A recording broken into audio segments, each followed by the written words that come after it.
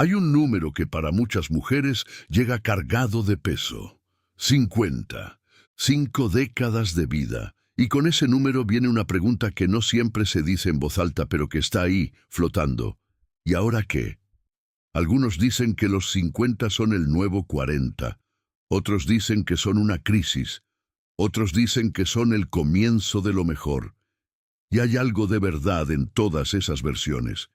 Pero lo que nadie dice, lo que yo quiero decirte hoy, es algo diferente, algo más concreto, más real. Los 50 pueden ser el año en que todo cambia, no porque la vida te cambie desde afuera, no porque llegue una circunstancia mágica que lo transforme todo, sino porque llega un momento, y para muchas mujeres ese momento llega alrededor de los 50, en que algo adentro dice, basta. Dice, ya no más. Dice, hay cosas que hice durante décadas que ya no me corresponde seguir haciendo. Esas cosas no son dramáticas, no son actos grandes, ni vicios, ni errores evidentes. Son hábitos, patrones, maneras de relacionarse con el mundo y consigo misma que se instalaron en algún momento de la vida, que cumplieron su función entonces, y que ahora, llegada la 5ª década, ya no sirven. Y la mujer inteligente, la mujer que llegó a los 50 con los ojos abiertos, los ve y los suelta, y en ese soltar todo cambia. Hoy vamos a hablar de 14 de esas cosas, 14 comportamientos, hábitos, maneras de funcionar que la mujer inteligente de 50 años deja de hacer. No porque alguien se lo pida, no porque sea lo correcto según algún estándar externo, sino porque descubrió, con la claridad que dan las décadas vividas, que esas cosas le costaban más de lo que le daban, que las seguía haciendo por inercia, por miedo, por no haber tenido hasta ahora la claridad de ver exactamente cuánto le costaban. Epicteto, el filósofo que nació esclavo y que entendió la libertad mejor que nadie precisamente porque le quitaron todo lo exterior, dijo algo que me parece perfecto para este momento. A cierta edad, si no tienes lo que quieres, deja de hacer lo mismo que hacías y esperar resultados diferentes. No era psicólogo, era filósofo, y 2000 años antes de que nadie hablara de cambios de hábito, ya lo sabía. La mujer inteligente de 50 años lo sabe también, y lo que hace con ese saber es exactamente lo que vamos a explorar hoy. Comencemos, porque el tiempo que tienes por delante es demasiado valioso para seguir gastándolo en cosas que ya no te sirven. Cosa 1 de 14. Esperar que los demás cambien para que su vida mejore. Esta es la primera y la más importante, y también la más difícil de soltar, porque está hecha de amor genuino, está hecha de la esperanza de que alguien que te importa llegue a ser quien tú sabes que puede ser. Se ve así. Una mujer que lleva años esperando que su pareja cambie, que su hijo adulto madure, que su hermana despierte, que su madre finalmente la entienda, que su jefe reconozca lo que vale, esperando, dando tiempo, siendo paciente, creyendo que si hace las cosas bien, si dice las palabras correctas, si espera lo suficiente, el otro va a cambiar. Y mientras espera, su vida pasa, no en pausa, pasa, con ella dentro, en ese estado específico de quien está poniendo su bienestar en manos de una decisión que alguien más tiene que tomar, en esa posición incómoda de quien necesita que el mundo externo se reorganice para que ella pueda estar bien. La verdad que la mujer inteligente de 50 años finalmente acepta, no con amargura, sino con la paz de quien ya no necesita que sea diferente, es esta. Las personas cambian cuando deciden cambiar. No cuando las circunstancias son perfectas, no cuando tienen suficiente tiempo, no cuando tú hayas hecho lo suficiente, cuando ellas deciden, y esa decisión que ocurre en el interior de otra persona no está en tus manos de ninguna manera real. Lo que sí está en tus manos es cómo vives mientras tanto.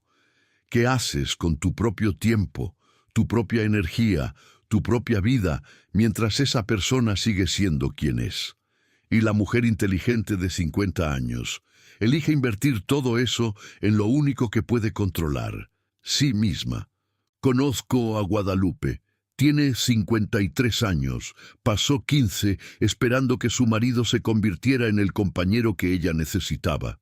No un hombre malo, un hombre emocionalmente ausente que nunca terminaba de estar presente de la manera que Guadalupe necesitaba. Y Guadalupe, que es una mujer de una paciencia y una generosidad reales, le dio tiempo, y más. El día que algo cambió, no fue el día que él cambió. Fue el día que Guadalupe dejó de esperar que lo hiciera.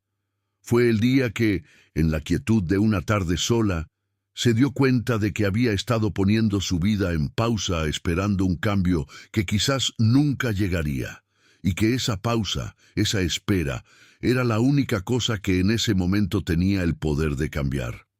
No es una historia de ruptura dramática, es una historia de desplazamiento de la atención. Guadalupe dejó de poner su energía en esperar el cambio de su marido y empezó a ponerla en construir cosas propias que le daban vida independientemente de si él estaba presente de la manera que quería. Y en ese desplazamiento, algo que había estado muerto durante años, volvió a vivir. Dejar de esperar que los demás cambien no es rendirse, es el acto de mayor respeto hacia tu propio tiempo que puedes hacer. Cosa 2 de 14. Vivir en conversaciones imaginarias que nunca ocurrirán. Necesito que pienses en algo. Piensa en cuánto tiempo de tu vida has pasado teniendo conversaciones en tu cabeza que nunca ocurrieron en la realidad. Las conversaciones donde finalmente dices lo que llevabas tiempo sin poder decir. Las conversaciones donde la otra persona por fin entiende. Las conversaciones donde expones con perfecta elocuencia todo lo que sientes y todo lo que piensas y la respuesta es exactamente la que necesitabas recibir. Las conversaciones que ensayaste en la ducha, en el coche, en la cama a las 3 de la mañana. ¿Cuántas horas? ¿Cuántos días sumados? ¿Cuánta energía mental gastada en conversaciones que nunca salieron del espacio entre tus oídos? Esas conversaciones imaginarias tienen una función. Te dan la ilusión del control sobre situaciones donde no lo tienes. Te permiten decir en tu mente lo que no te atreves a decir en realidad. Te dan la satisfacción de la respuesta perfecta que en la vida real nadie garantiza. Son, en cierta manera, un refugio. Pero también tienen un costo enorme, porque mientras tu mente está en esa conversación imaginaria, no está aquí. No está en la vida real que está pasando ahora mismo. No está disponible para las cosas que sí están ocurriendo y que sí requieren su presencia. La mujer inteligente de 50 años reconoce ese patrón y en lugar de tener la conversación imaginaria, hace una de dos cosas. Tiene la conversación real, con todo lo que eso implica, con la incomodidad y la imperfección y la posibilidad de que la respuesta no sea la que esperaba. O reconoce que hay conversaciones que no vale la pena tener y simplemente las suelta. Pero lo que ya no hace es quedarse en el limbo de la conversación que ni tiene ni suelta. Adriana tiene 51 años. Describe lo que vivió con una honestidad que la honra. Dice que durante la mayor parte de su vida adulta, una parte significativa de su vida mental ocurrió en un escenario paralelo donde las conversaciones salían como ella quería, y que solo en retrospectiva, cuando hizo las cuentas aproximadas del tiempo real que había pasado en ese escenario paralelo, se asustó de la cantidad. Lo que la ayudó a salir no fue una decisión de fuerza de voluntad, fue preguntarse cada vez que la conversación imaginaria empezaba, una pregunta simple. ¿Voy a tener esta conversación en la realidad? Y si la respuesta era no, interrumpía el ensayo. Porque ensayar algo que nunca vas a hacer es como prepararte para un viaje al que no vas a ir. Gasta energía real sin producir ningún resultado real. Tu vida real, la que ocurre fuera de tu cabeza, necesita toda tu atención. Y cada minuto que pasas en el escenario paralelo es un minuto que no estás aquí. Cosa 3 de 14. Tratarse con más dureza de la que trataría a cualquier persona que ama. Si una amiga tuya cometiera el mismo error que cometiste tú la semana pasada, ¿qué le dirías? Tómate un momento real para pensarlo. ¿Qué le dirías? Probablemente algo compasivo, algo que pusiera el error en perspectiva, algo que reconociera lo difícil de la situación, algo que la ayudara a aprender sin hundirse, algo que viniera del amor genuino que tienes hacia ella. Ahora pregúntate, ¿eso fue lo que te dijiste a ti misma cuando cometiste ese error? Para la mayoría de las mujeres que reconocen este patrón, la respuesta es no. Lo que se dijeron a sí mismas fue diferente, fue más duro, fue el inventario de todo lo que no salió bien, de todo lo que deberían haber visto, de todo lo que demostraría que ya deberían saberlo mejor, que ya deberían ser mejores, que no hay excusa para seguir cometiendo este tipo de errores. La voz interior de muchas mujeres es un juez que nunca declara culpa insuficiente, que siempre encuentra algo más que reprochar, que aplica un estándar de perfección que nunca le aplicaría a nadie que no sea ella misma. La tercera cosa que la mujer inteligente de 50 años deja de hacer es tratar su propia historia con más dureza que la historia de cualquier otra persona. Aprende a aplicarse la misma compasión que aplica a los demás, no como indulgencia, no como permiso para no crecer, como el reconocimiento de que el crecimiento real no ocurre desde la autocrítica implacable, ocurre desde la honestidad compasiva, desde el ver sin la crueldad adicional. Mariana tiene 52 años. A los 49, en una conversación con su psicóloga, escuchó por primera vez una pregunta que la detuvo completamente. ¿Cómo le hablarías a tu hija de 8 años si hubiera cometido este error? Mariana respondió inmediatamente con la calidad específica del amor maternal. ¿Cómo le hablaría? Con ternura, con perspectiva, sin el inventario de fallos acumulados, sin la sentencia. Y la psicóloga le preguntó, ¿y por qué no te hablas a ti misma de esa manera? Mariana se quedó sin palabras, porque la respuesta honesta era que nunca se le había ocurrido que podía. Que la voz interna que usaba para hablar de sí misma era tan diferente a la que usaba para hablar con las personas que amaba, que podría haber pertenecido a dos personas distintas. El proceso de unificar esas dos voces, de aprender a hablarse con la misma compasión que se hablaba a los que amaba, fue el proceso más transformador de su vida. No porque eliminó la autocrítica, sino porque la transformó en algo útil, en la capacidad de ver lo que salió mal, aprender de ello y seguir. Sin el peso adicional de la crueldad que no ayuda a nadie, empezando por ella misma. La mujer inteligente de 50 años se convierte en su propia aliada, no en su propio tribunal. Cosa 4 de 14. Postergar las conversaciones que podrían cambiarlo todo.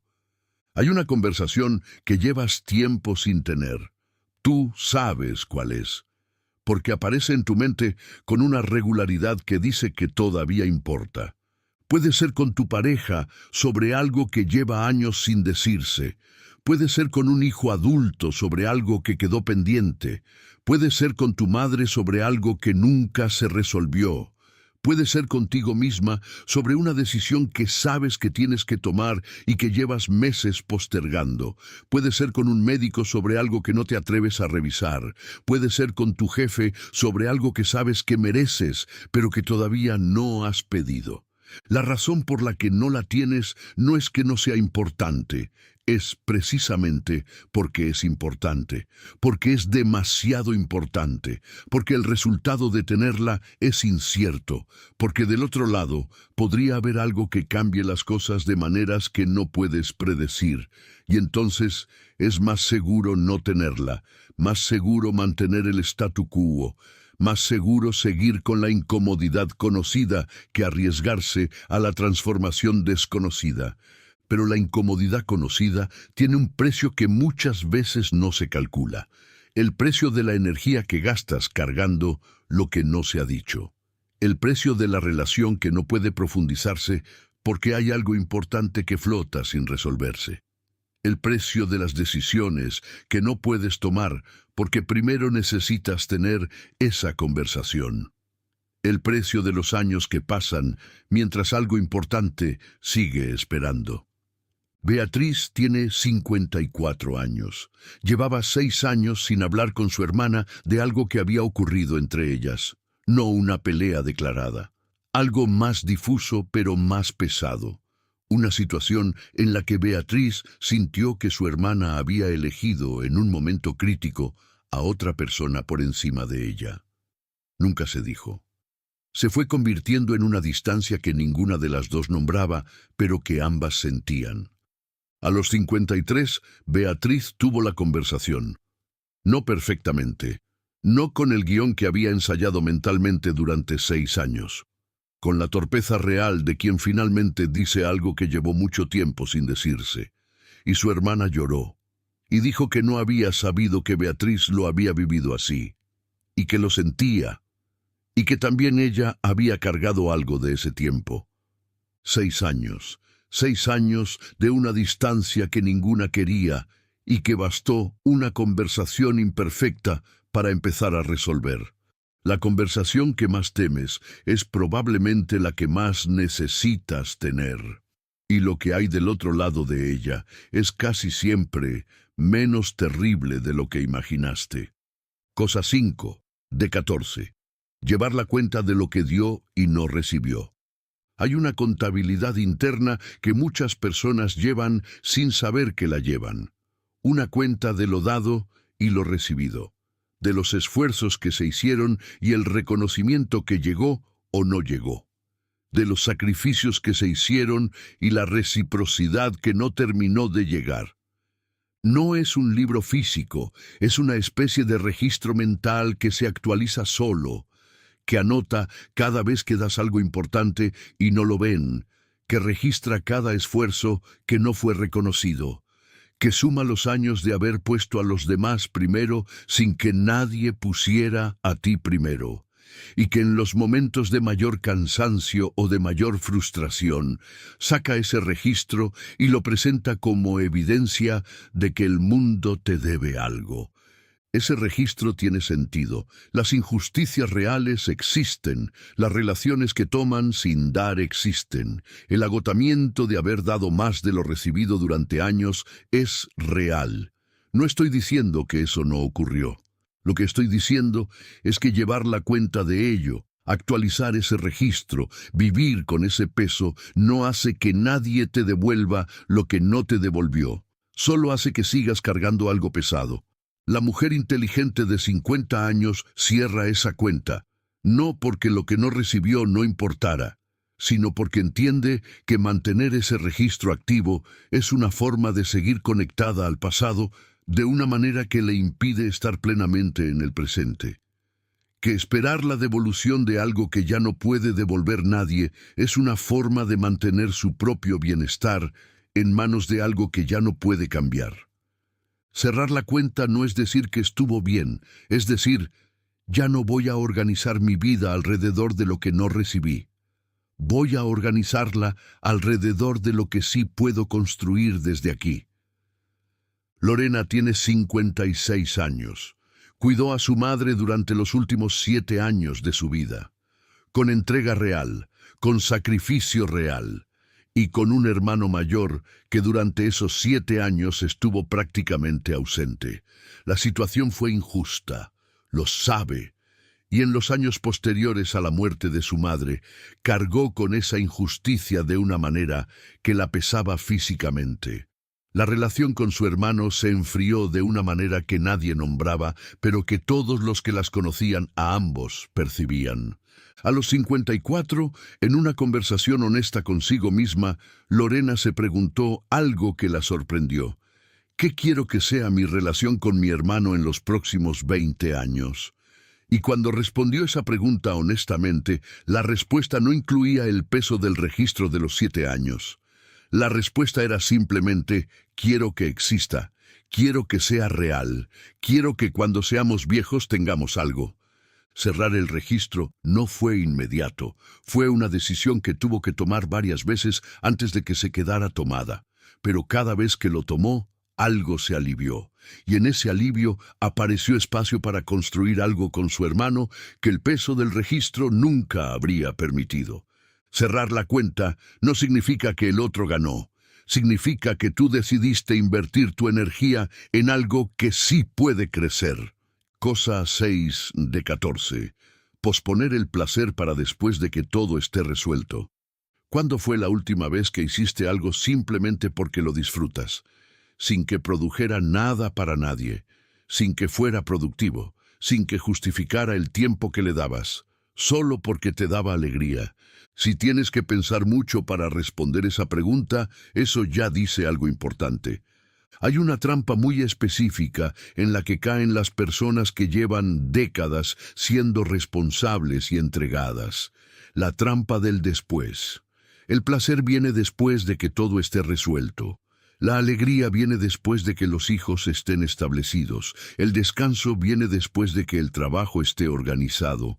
El tiempo para mí viene después de que no haya nadie que lo necesite más que yo. El vivir verdaderamente viene después.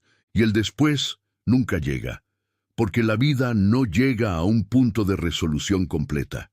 Siempre hay algo más que resolver. Siempre hay alguien que necesita algo. Siempre hay una razón para que el placer espere un poco más. La sexta cosa que la mujer inteligente de 50 años deja de hacer es tratar el placer como un lujo que se merece solo después de haber completado todo lo demás. Entiende que el placer, el gozo genuino, la alegría que viene de hacer cosas que nutren el alma, no es el postre de la vida. Es parte de la estructura de una vida que funciona. Es combustible, no recompensa. Una persona que nunca se permite el placer se convierte en alguien que da desde el vacío.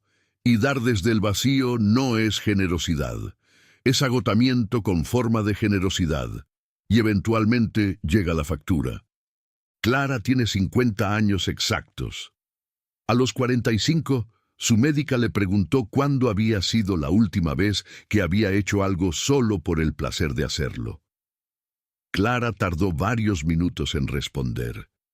Y la respuesta que llegó fue tan antigua que no estaba segura de si era un recuerdo real o un sueño. La médica le recetó algo inusual, una actividad de placer puro, sin propósito productivo, por lo menos una vez a la semana. Clara se rió. Luego entendió que iba en serio, y empezó a buscar qué podía ser esa actividad. Y descubrió, en ese proceso de buscar, que había perdido contacto con qué cosas le daban placer de manera genuina.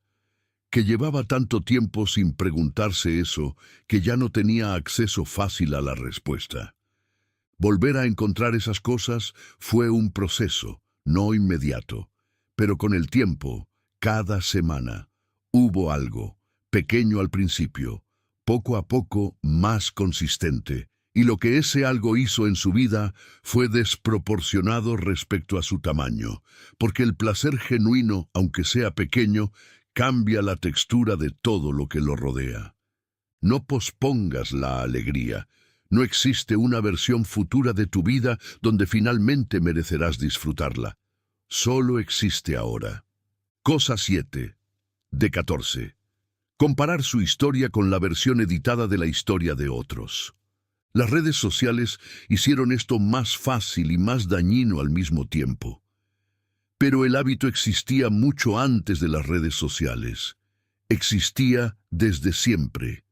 La comparación, mirar la vida de otra persona o la imagen que esa persona proyecta de su vida y usar esa imagen como el estándar contra el que mides la tuya.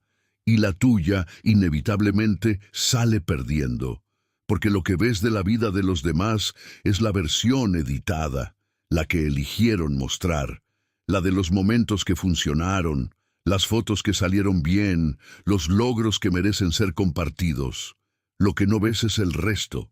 Los miércoles difíciles, las noches sin dormir, los matrimonios que desde afuera parecen perfectos y por dentro tienen conversaciones que nadie compartiría.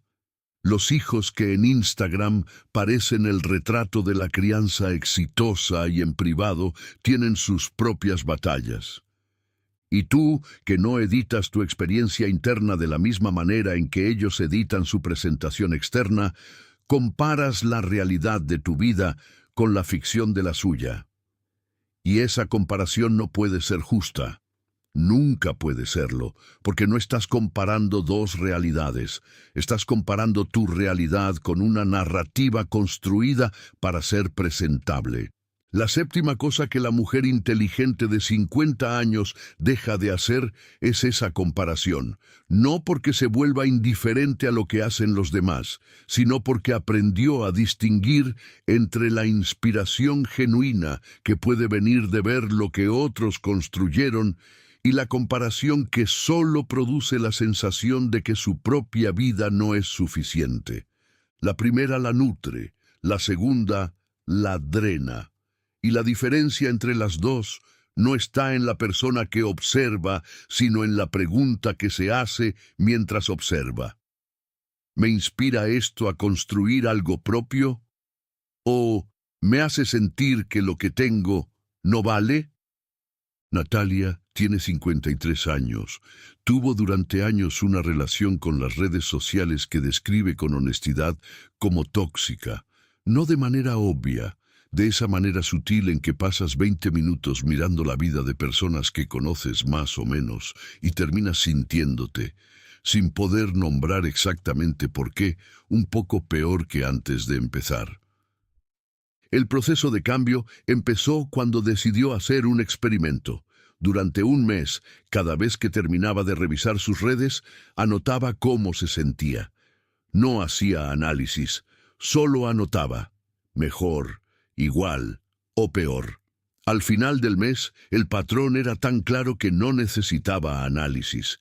La inmensa mayoría de las veces, peor, sin ninguna razón específica, sin que alguien le hubiera dicho nada negativo, solo la acumulación de la comparación constante. Ese mes fue el último mes en que Natalia revisó las redes de la manera en que las revisaba. No las eliminó. Cambió completamente su relación con ellas, y en el espacio mental que eso liberó, encontró algo que llevaba mucho tiempo sin tener: la capacidad de estar en su propia vida sin medirla constantemente contra otra. Tu vida, vista desde adentro, con toda su complejidad y todo su peso y toda su belleza, no puede compararse justamente con ninguna imagen que alguien eligió mostrar. No lo intentes. Cosa 8 de 14. Actuar como si el tiempo fuera infinito. Los estoicos tenían una práctica que llamaban memento mori. En latín significa recuerda que morirás. No como ejercicio macabro, como la herramienta más efectiva que encontraron para vivir de verdad. Porque la verdad es que la mayoría de las personas, la mayor parte del tiempo, actúan como si tuvieran todo el tiempo del mundo, como si hubiera siempre una próxima semana para hacer lo que hoy no hiciste, un próximo año para empezar lo que llevas tiempo postergando, una próxima conversación para decir lo que todavía no dijiste, una próxima ocasión para estar completamente presente con alguien que importa en lugar de estar a medias. Y esa sensación de abundancia de tiempo que en los 20 años se siente real, empieza a resquebrajarse en los 50, porque a los 50 ya tienes evidencia de que el tiempo no es infinito. Tienes personas que ya no están. Tienes cosas que ya no pueden hacerse. Tienes conversaciones que ya no pueden tenerse. Tienes evidencia concreta en tu propia historia de que el tiempo se termina. La octava cosa que la mujer inteligente de 50 años deja de hacer es actuar como si hubiera tiempo infinito para todo lo importante.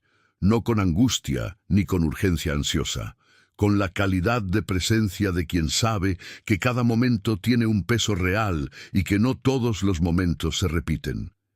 Esa conciencia produce algo muy específico, la capacidad de estar completamente aquí, en esta conversación, en esta tarde, con esta persona, sin la mitad de la atención en lo que hay que hacer después, porque quien sabe que el tiempo no es infinito, sabe que esta tarde, esta conversación, este momento, no va a volver exactamente igual, y eso hace que valga la pena habitarlo completamente. Irene tiene 55 años. Perdió a su mejor amiga cuando ambas tenían 48. Una muerte que llegó sin aviso, con la brutalidad de lo que no se anuncia, y lo que Irene describe como el regalo más doloroso que esa pérdida le dejó, fue exactamente esto: la conciencia real, vivida en el cuerpo y no solo pensada en la cabeza, de que el tiempo no es infinito. Desde entonces, Irene tiene una práctica que no se lo explicó nunca a nadie porque temía que sonara extraña. Antes de cada momento importante se pregunta: ¿estoy completamente aquí? ¿O hay una parte de mí que está en otro lado? Y cuando la respuesta es que no está completamente aquí, hace el esfuerzo consciente de volver. No siempre funciona perfectamente, pero la pregunta sola ya cambia algo en la calidad de la presencia.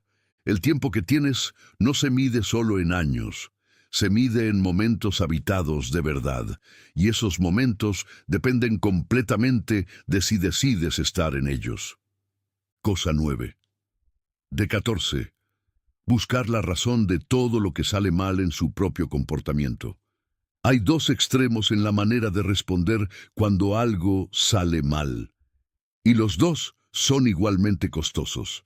El primer extremo es culpar siempre a los demás, nunca ver la propia responsabilidad, siempre encontrar fuera la razón de lo que pasó dentro. Ese extremo produce personas que no crecen, que no aprenden, que repiten los mismos patrones sin poder verlos porque siempre están mirando en la dirección equivocada. El segundo extremo, que es el que viven muchas mujeres que llevan décadas siendo responsables y conscientes, y que se esfuerzan genuinamente por hacer las cosas bien, es el opuesto: asumir automáticamente que si algo salió mal, fue por algo que hicieron o dejaron de hacer. Buscar reflexivamente la propia responsabilidad en todo lo que no funcionó. Cargarse el peso de situaciones que tenían múltiples variables, muchas de las cuales estaban completamente fuera de su control. La novena cosa que la mujer inteligente de 50 años deja de hacer es esa búsqueda refleja de la propia culpa. Aprende a hacer algo más equilibrado, una evaluación honesta de qué parte, si hay alguna, de lo que salió mal corresponde a sus propias decisiones o comportamientos y qué parte corresponde a circunstancias, a las decisiones de otros o simplemente al carácter aleatorio de la vida. Esa evaluación honesta produce responsabilidad real donde corresponde y alivio real donde no corresponde. Y esa combinación es mucho más útil que la carga reflexiva de asumir que todo es responsabilidad propia. Sandra tiene 51 años. Tuvo durante décadas un hábito que ella misma describe como el de tomar todos los problemas del mundo y convertirlos en problemas personales. Si su hijo tenía dificultades en la escuela, era su falla como madre. Si su matrimonio atravesaba tensión, era lo que ella había hecho o dejado de hacer. Si una amistad se enfriaba, era señal de algún defecto en su manera de relacionarse. Siempre el camino más corto entre cualquier problema y la propia culpa. El proceso de cambio para Sandra empezó cuando su psicóloga le enseñó a hacer una pregunta antes de asumir la responsabilidad. ¿Depende esto de mí? No como manera de evadir la responsabilidad real, sino como filtro para distinguir entre lo que genuinamente podía cambiar y lo que estaba completamente fuera de su control. Esa pregunta, aplicada consistentemente durante meses, fue cambiando gradualmente la relación de Sandra con los problemas. Fue aprendiendo a ver cuándo la responsabilidad era suya y cuándo no lo era. Y al ver eso con claridad, dejó de cargar el peso de todo lo que no era suyo. Y descubrió que sin ese peso tenía mucha más energía para atender lo que sí le correspondía. Hacerse responsable de lo que te corresponde es virtud. Hacerse responsable de todo es una carga que nadie necesita y que no ayuda a nadie. Cosa 10 de 14. Guardar silencio sobre lo que necesita ser dicho por miedo a cómo será recibido. Hay palabras que viven adentro desde hace meses, desde hace años, palabras que no encontraron el camino hacia afuera porque el momento nunca fue el correcto, porque el costo parecía demasiado alto, porque la conversación parecía demasiado complicada. Y esas palabras, esas cosas no dichas, ocupan espacio, un espacio que no es físico, pero que se siente físicamente, que pesa en los hombros en ciertos momentos, que aparece en la boca del estómago cuando estás frente a la persona con quien esa conversación debería ocurrir, que está ahí, presente, aunque nadie más lo sepa. El silencio que viene del miedo tiene una lógica comprensible. Si digo esto, puede pasar aquello. Si nombro esto, la relación puede cambiar de maneras que no controlo. Si expreso esto, la otra persona puede reaccionar de maneras que no estoy preparada para manejar. Y entonces, el silencio parece la opción más segura. Pero el silencio también tiene consecuencias. Las conversaciones que no se tienen no desaparecen. Se quedan adentro, fermentando, añadiendo capas a algo que con el tiempo se vuelve más difícil de deshacer. Y la relación que existe sobre ese silencio nunca puede ser completamente real. Siempre hay algo que falta, algo que la otra persona no sabe y que tú estás cargando sola. La 10ª cosa que la mujer inteligente de 50 años deja de hacer es guardar silencio sobre las cosas que necesitan voz. Aprende a distinguir entre el silencio sabio, el que elige no responder a lo que no merece respuesta, y el silencio cobarde, el que calla por miedo lo que necesita ser dicho. Y cuando reconoce el segundo, encuentra la manera de decirlo, no perfectamente, no sin nervios, pero de decirlo. Cristina tiene 49 años. Durante 3 años guardó silencio sobre algo que su hermano había hecho que la había herido profundamente. No un asunto menor. Algo que había afectado su vida de manera real y que nunca se habló porque Cristina calculó que la conversación sería demasiado difícil, que su hermano no lo recibiría bien, que las consecuencias para la familia serían complicadas. Durante esos 3 años, cada vez que veía a su hermano en reuniones familiares, algo se contraía en ella. La relación era cordial desde afuera. Por dentro, Cristina cargaba lo que no había dicho de una manera que la agotaba. A los 48 tuvo la conversación, no en el momento perfecto ni con el guión preparado, en una tarde ordinaria en que la oportunidad se abrió y Cristina decidió, por primera vez, no dejarla pasar. La conversación fue difícil. Su hermano reaccionó de maneras que no esperaba completamente. Pero al final, algo que había estado cerrado durante 3 años se abrió. Y en esa apertura, la relación que existía sobre el silencio pudo empezar a convertirse en algo más real. Las cosas que no se dicen no desaparecen, solo crecen en la oscuridad, y en la oscuridad se vuelven más grandes de lo que eran. Cosa 11 de 14. Confundir la lealtad con la obligación de aguantar lo que no está bien. La lealtad es una de las virtudes más hermosas que existen, y también una de las más mal entendidas. La lealtad real es el compromiso con alguien a lo largo del tiempo, la disposición de estar cuando es difícil, la fidelidad a la relación aunque la relación atraviese periodos complicados. La lealtad real es activa, es elegida y tiene como objetivo el bien tanto de la relación como de ambas personas en ella. Lo que muchas veces se llama lealtad y no lo es otra cosa.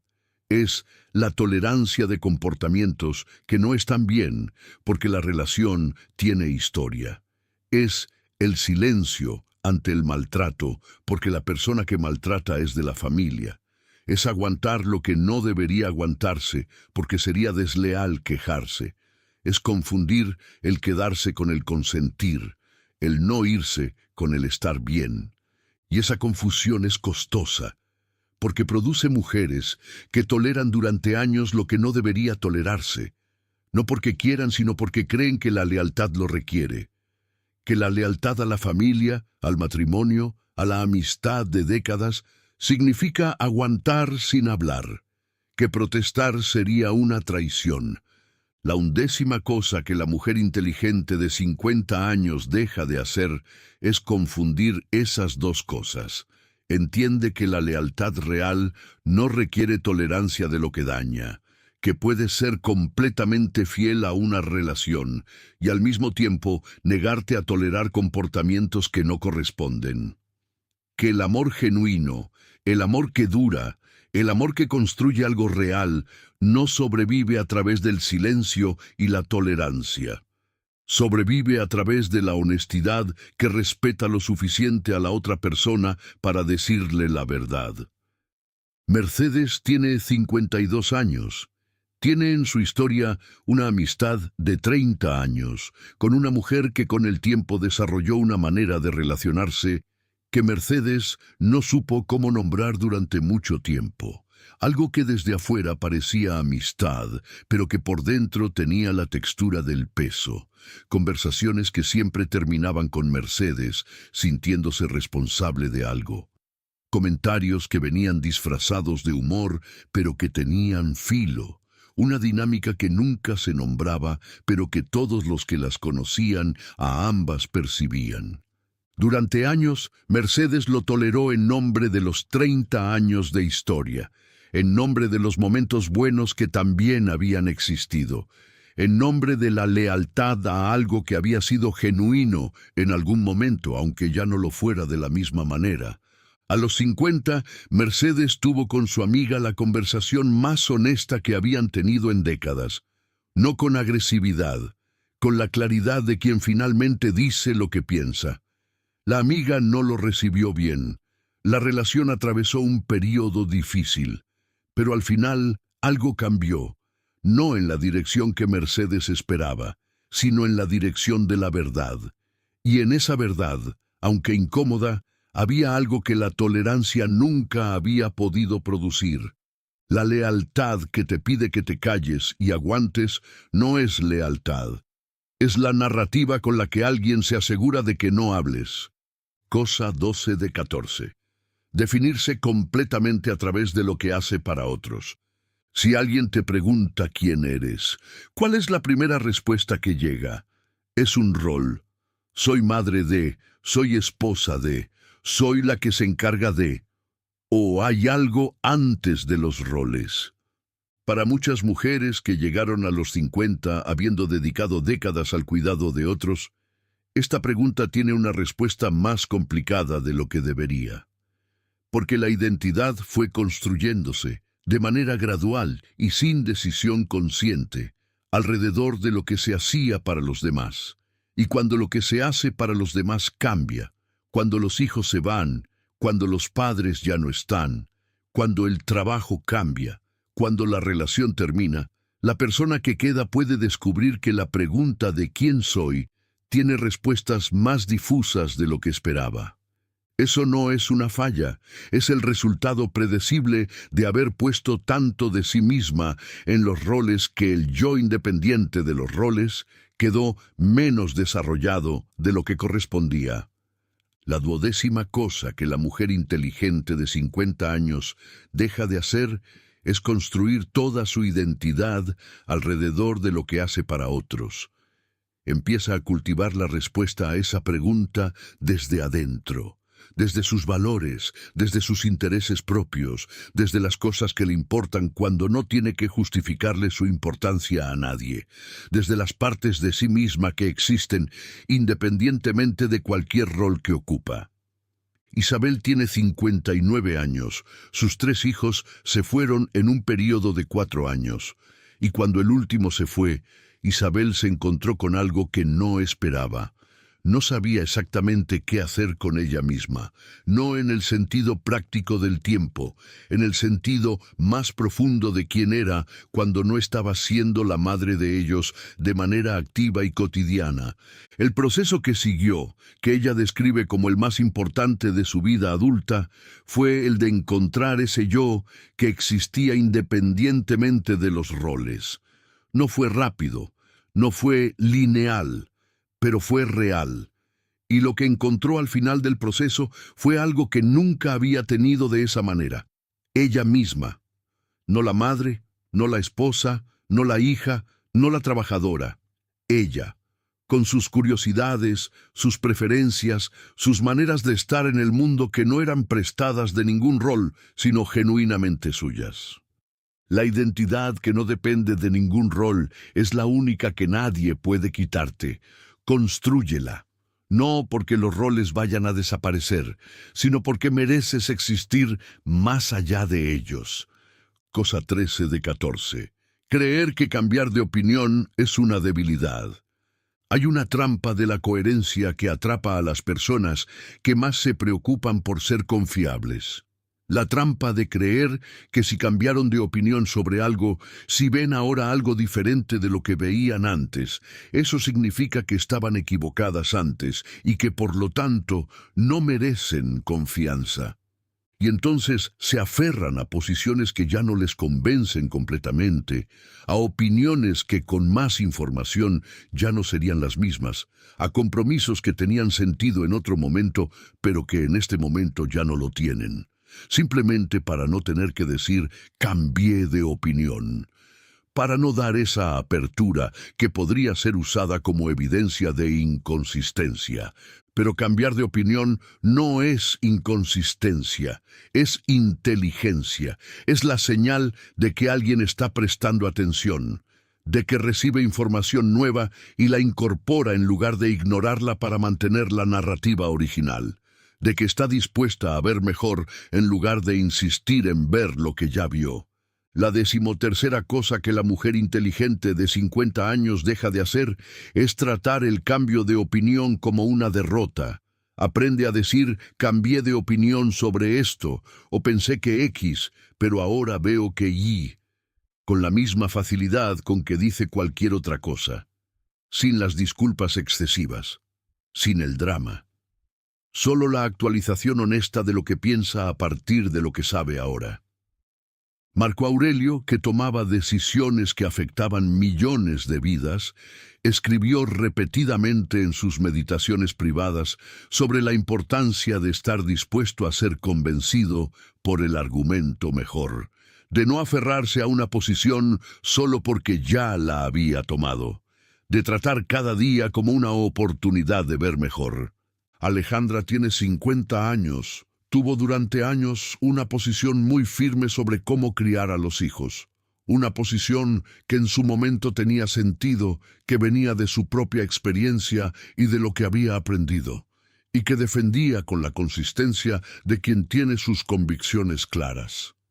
A los 47, a través de una combinación de nuevas lecturas, de conversaciones con su hija adulta, y de la honestidad de mirar con distancia su propia crianza, Alejandra empezó a ver algunas de esas posiciones de manera diferente, a ver que algunas cosas que había hecho con la mejor intención habían tenido efectos que no había anticipado, que algunas convicciones que había sostenido con tanta firmeza merecían ser revisadas.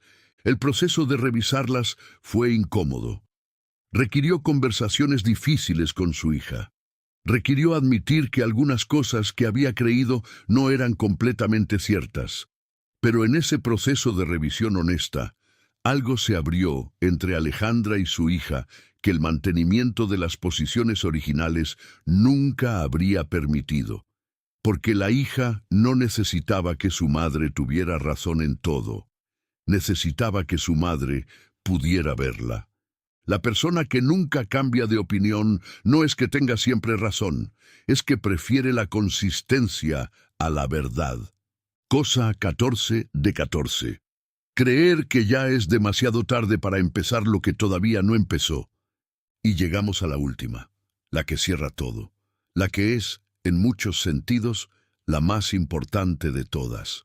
Hay una narrativa sobre los 50 que es falsa y que cuesta enormemente. La narrativa de que a esta edad ya está todo decidido, que el camino que no tomaste ya no puede tomarse, que las cosas que no empezaste ya no pueden empezarse, que lo que quedó pendiente en los 40 años anteriores es lo que queda pendiente para siempre, que los 50 son el final de los comienzos. Es falsa, completamente falsa.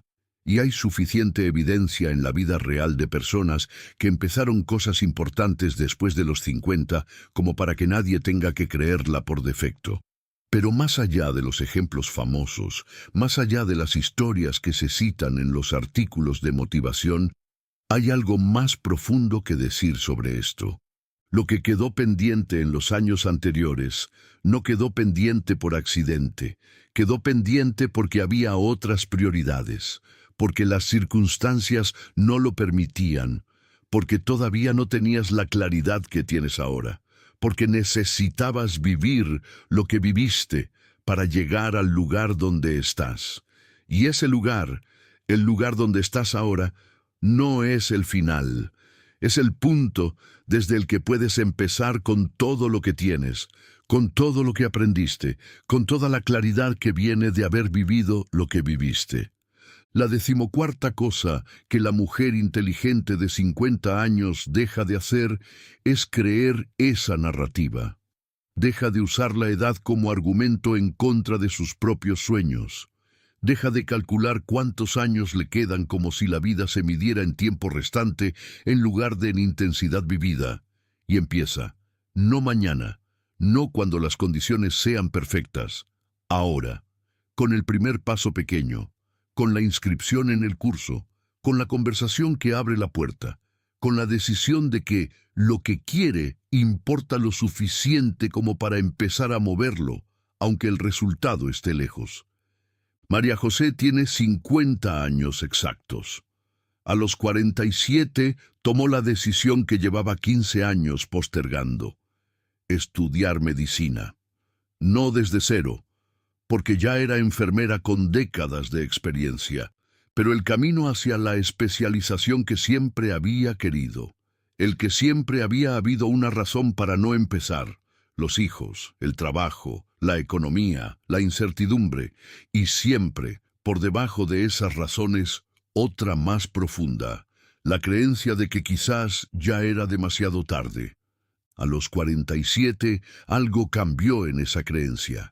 No de golpe, a través de una conversación con su hija de 20 años que le preguntó por qué no había estudiado medicina si siempre había dicho que era lo que quería.